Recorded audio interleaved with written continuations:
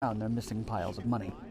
A spokesperson for the bank called the Zimbabwe police in a panic, demanding that the plane's cargo be released immediately and securely transported to South Africa as soon as possible. Suddenly, the money became the new focal point of the story. The press was now reporting that the plane was carrying millions of South African rands, and the South African Central Bank wanted its money back.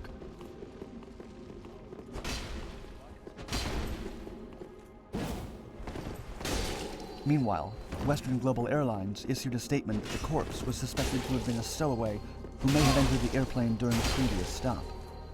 This tied in with what the crew of the plane repeatedly claimed. No one knew who the body was, or how and when they had gotten aboard. On the third day of the plane and its crew being held, the South African bank issued a statement admitting that the plane was carrying much more than the media had been reporting. It came with another urgent plea to release their detained currency at once. Another release followed the next day from the bank. The SARB, in the normal course of its currency operations, adheres to sound business practices and has business contingency planning arrangements in place to secure a continued supply of banknotes for the economy. These arrangements are put in place to mitigate any major disruption in the domestic banking operations. The bank's desperation put significant pressure on the Zimbabwean investigation to find something damning by then releasing the crew and the literally bloody plane. 6 days after it landed in Zimbabwe, the official autopsy results came in and determined that the body had very probably been a stowaway, just as the crew had claimed. The cause of death was a lack of oxygen, and there was no evidence found of any further foul play. Inspector Charamba was forced to let the crew go.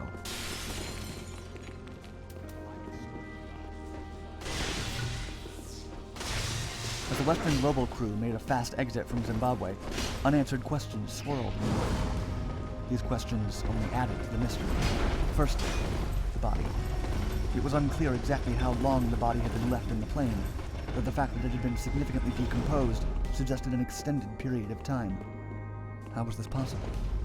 This fact unfortunately prevented any possibility of a positive identification of the body. Secondly, the blood. Why did the crew feel the need to explain to both the ground crew at Munich Airport and the ground crew and officials at Harare Airport that the streaks of blood were nothing more than a bird strike? Was that story an intentional cover-up of the actual source of the blood?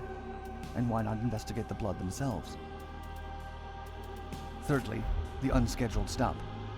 Why had the Western Global crew needed to stop in the first place? And why had they chosen Harare as a suitable destination to do so? The pilot was vague when questioned about why the plane required an unscheduled stop at all, beyond later claiming it was a refueling stop.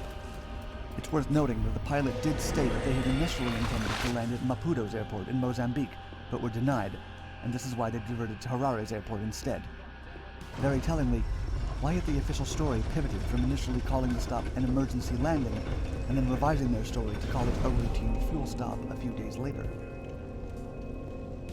Fourthly, the so-called refueling. If the reason for the stop was in fact to refuel, why would the pilot turn back from Mozambique and fly the nearly 800 miles northwest in the wrong direction to Harare, when the distance to their destination, Durban, was to the south, and most importantly, significantly shorter, almost 500 miles shorter, in fact? Lastly, and possibly a crux issue for the whole saga, is this. Why was the so-called stowaway bleeding so profusely, and why was he inside the cargo hold? Stowaways don't usually get inside cargo areas, and when they do die on flights, it's usually due to extreme hypothermia, not bleeding to death for reasons unknown.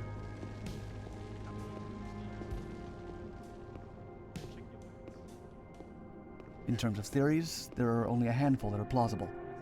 One circulated theory was that the crew had been attempting to dump the body while flying over Mozambique, but the doors had jammed up due to the cabin pressure. The logic followed that the plane was then forced to land elsewhere under the ruse of refueling, while the body could be discreetly disposed of. This theory has never been substantiated, of course, but it is one of a few theories that might explain the change in route, as well as the deep CIA ties to Western Global Airlines itself. Was the agency involved in this seemingly abnormal shipment of massive amounts of South African currency? If so, why? The CIA certainly has a strong presence in South Africa via its embassy in Pretoria and consulates in Johannesburg and Cape Town, where it maintains black sites. The pieces are on the table, but at this point, they've never been correctly put together to give a full picture of what exactly happened that day. In the end, the most human aspect of the saga of Western Global Airlines Flight N545JM was that of the dead man. Who was he? Why did he die the way he did, on that fateful flight from Munich to Berlin?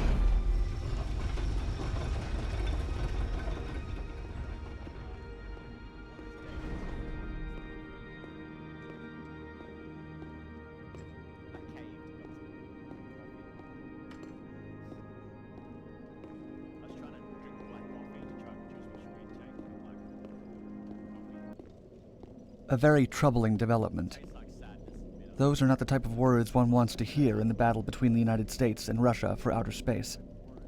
But those were the exact words of Yalim Pavlit, the U.S. Assistant Secretary for Arms Control, as stated in a speech she gave at the Conference of Disarmament in Geneva, Switzerland on August 14, 2018. The reason for Pavlit's ominous statement was simple. A Russian satellite seemed to be orbiting in space with an unknown purpose and had been repeatedly observed acting strangely. It had been troubling U.S. defense officials since it had been brought to their attention earlier that summer. Pavlit told the assembled conference that she believed the Russians had covertly launched the space object the previous October under the auspices of it being a space apparatus inspector. Yet Pavlit contended that the space object appeared to be something else entirely. Potentially, the U.S. believed it to be something dangerous and unprecedented in the field. It was, again in the ominous words of Pavlit, a very troubling development. Pavlit explained the American assertion regarding this Russian spacecraft thus, quote, "Its behavior on orbit was inconsistent with anything seen before from on-orbit inspection or space situational awareness capabilities, including other Russian inspection satellite activities." To add to the mystery, Pavlit also reported that Russia's intentions with respect to the satellite were unclear.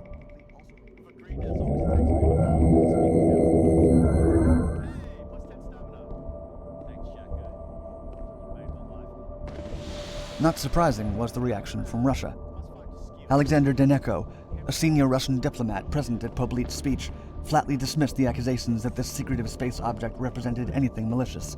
He called her remarks slanderous and based on suspicions. Interestingly, this Russian did not deny the existence of the object outright. In the wake of Pavlit's address, researchers went to work looking for records of any launches in October 2017 that would have been consistent with the type of satellite object she had described. At first, no one was able to identify the mysterious craft, or any launches in the time frame that possibly matched its description. However, a likely culprit did eventually emerge, the Cosmos 2521, or what became known as the Sputnik Inspector. What likely caused the confusion is that the Cosmos 2521 did not have a proper launch at all. Instead, it deployed from a holding cell on its parent satellite, the Cosmos 2519, which itself had launched on June 23, 2017, its function undisclosed. This unexpected component, the sub-satellite 2521, was observed by U.S. officials exhibiting strange behavior. After being deployed from the larger mothership satellite on August 23rd, the 2521 began to orbit, then alter its orbit, then reverse it again. It was demonstrating what is referred to as live maneuverability, that is, as if it were being controlled to come as close as possible to the 2519 without creating a collision. Cosmos 2521 spent August and September in close proximity to its parent satellite, the 2519.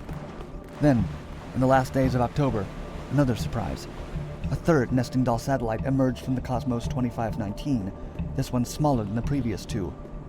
This was the Cosmos 2523, which Russia announced in vague terms as a satellite inspector. It was the third sub-satellite that Pavlit had likely been referring to as having been launched in October 2017. It was clear there were now 3 separate Russian satellites working in tandem together towards some unknown goal or purpose. To build satellites to function together is not in itself unusual, but the added efficiency of deploying the sub-satellites once in orbit was an impressive and, it should be noted, very unusual feat.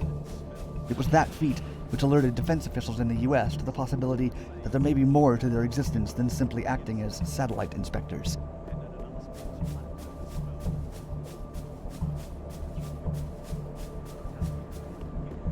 The Russian space program remained tight-lipped about their end goals with their nesting doll satellites.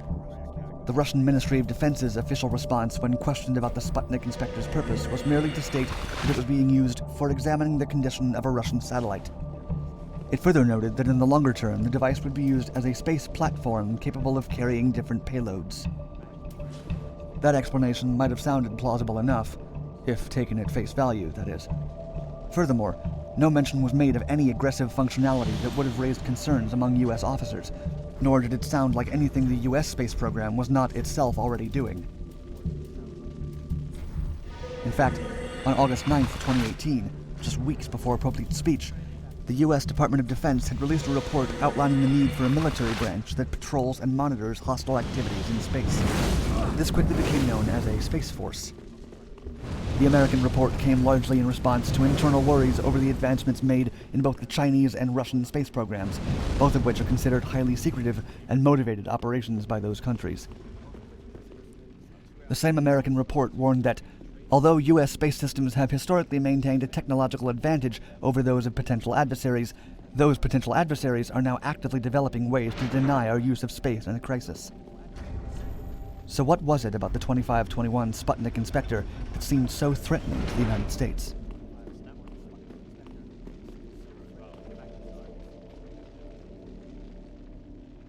The Soviet Union has a long and fairly successful history of developing cutting-edge technology, allowing them to monitor or even meddle in U.S. affairs, a history of high-tech espionage which traces back to the early days of the Cold War. Could Russia now be doing the same in light of what the former USSR was capable of? The United States certainly thinks so. In April of 2018, the Center for Strategic and International Studies, CSIS, released a Space Threat Assessment Report, which detailed Russia's competing Space Force and anti-satellite technology as a significant threat to U.S. security.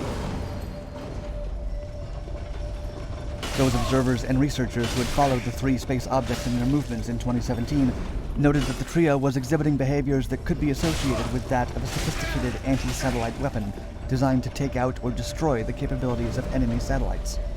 This would certainly explain the unease of the Americans. It would no doubt be rather obviously careless to blast a rival satellite to smithereens and therefore alert the rival Space Force, not to mention filling the surrounding space with thousands of pieces of dangerous debris.